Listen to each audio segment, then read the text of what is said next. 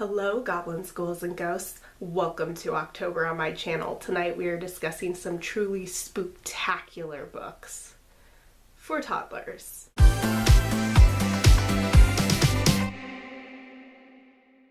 You may not expect to find a vampire book on this list because vampires tend not to be very kid-friendly, probably the blood-sucking thing. However, there is a picture book that features a well-known vampire that is well-loved by the toddlers in my life, and that is Dracula, the BabyLit primer accounting book, written by Jennifer Adams and illustrated by Alison. This book is part of the series of BabyLit primer books which adapt classic literature and simplify it into educational picture books for toddlers. It never mentions that Dracula is a vampire or that he drinks blood in the original text, mostly because this book has no plot. It is a counting book that uses objects and characters from the original text by Bram Stoker. So for instance, on the first page there's one castle. On another page there's 3 wolves.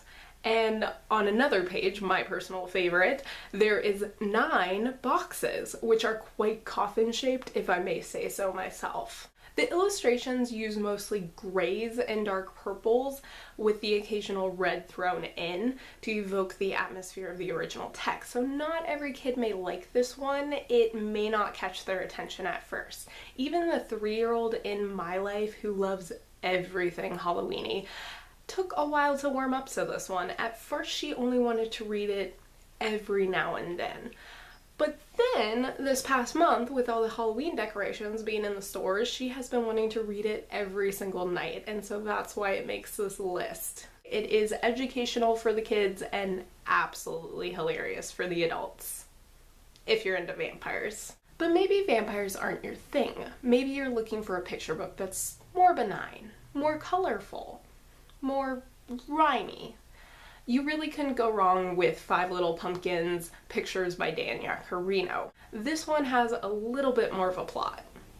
Not by much, mind you, but there's complete sentences as opposed to simple phrases.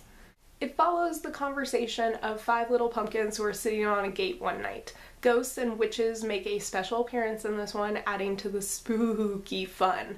The illustrations are simple and colorful, which are great for younger readers. And if you've got kids who really enjoy rhyming books, this is a perfect pick. And if the kids in your life like 5 Little Pumpkins, you might want to check out 5 Black Cats, written by Patricia Hegarty and illustrated by Woolf. This one follows 5 black cats who go exploring one night and end up at a spooky old house. But without giving away the ending, the spooky old house may not be quite as spooky as we think. This one is full of rhymes, which is why I think it makes the perfect companion book to 5 Little Pumpkins. They're both very rhymey. What I absolutely love about the illustrations in 5 Black Cats, in addition to being incredibly vibrant and eye-catching, is that there's these little reoccurring details that happen on almost every page. So for instance, there's a cartoony looking spider that is always there. This is a really neat detail that's fun to point out when you're reading with kids. I should warn you though, if you're asked to read either 5 Little Pumpkins or 5 Black Cats more than once in a day, there's a high chance that you may end up with these books stuck in your head. I'm speaking from personal experience here. I saved my personal favorite for last, and that is Ghosts in the House by Kazuno Kohara. From the first moment I happened upon this little picture book, I was in love. This is the story of a little girl who moves into a haunted house. However, the little girl is not just an ordinary girl. Oh no, she's a witch and she knows how to deal with ghosts. What I love about this one is it's just full of creativity. The way our proactive protagonist deals with the ghost will probably surprise you the first time you read it. It's very original, but it's also a simple story, which makes it great for toddlers. Illustrations just really add to the charm of the book. Everything is drawn in black ink over orange backgrounds, with the exceptions of the ghosts, which are drawn in white. It's a very distinctive look. Admittedly, not every kid might be into the 3-color approach this book uses, but for the toddlers in my life and for me, I think it really adds to the uniqueness of this picture book.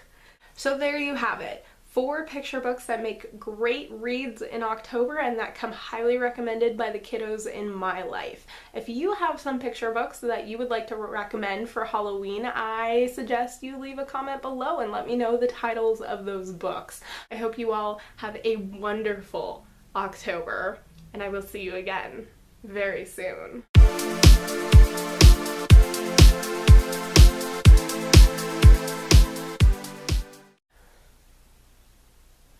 I did that right.